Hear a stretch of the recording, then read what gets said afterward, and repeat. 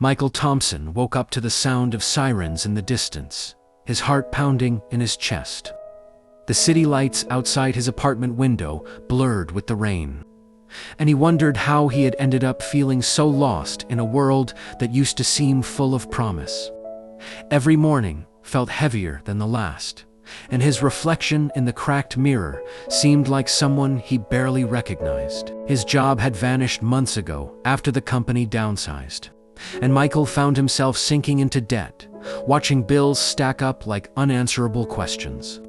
He walked through the city streets with an empty backpack, feeling smaller with each passing day, while people rushed past him without a second glance. Michael remembered the nights he'd stayed up late, staring at the phone, hoping for a message that never came.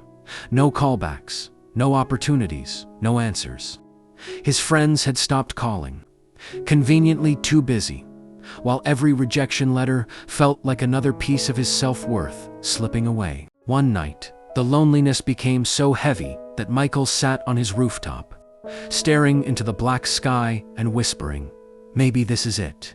His hands shook, and tears dripped into the wind as the city below buzzed with life that felt dangerously distant from his own. That night, something pushed Michael out of bed. An old journal he hadn't opened in years.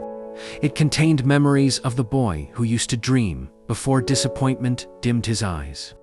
Pain washed over him, but somewhere beneath it, a tiny spark whispered, "Hold on." The next morning, Michael walked to the community center, where he had once volunteered. He saw kids playing, laughter echoing through hallways that felt warmer than his own apartment.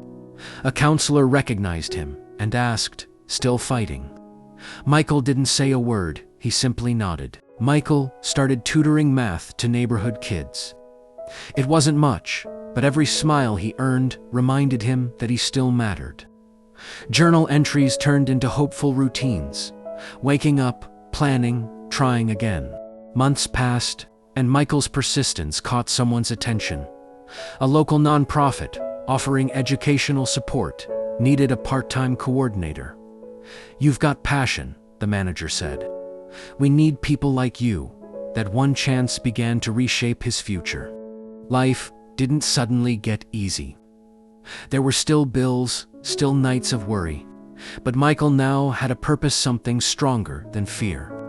He used his paycheck to salvage his apartment, fix his old laptop, and most importantly, look in the mirror without flinching. One cold evening, a group of troubled teens wandered into the center.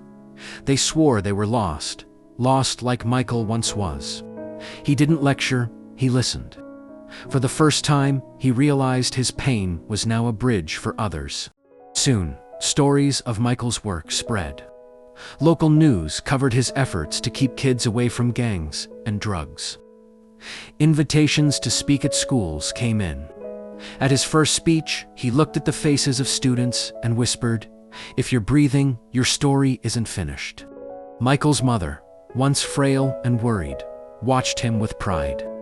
She remembered the scared boy who had once stood at a bridge, now a man of influence who turned darkness into light, pain into purpose. And so, his journey became a testament to human endurance. For every person who felt alone in the world, Michael's story became a reminder that even in the deepest shadows, holding on just a little longer can reveal light that changes everything. Life tests you in ways that seem unbearable, but every struggle you face builds strength you didn't know you had. Even when you feel alone, hope waits. Hold on, your story is not over until you choose to stop fighting. There is light in persistence and strength in survival.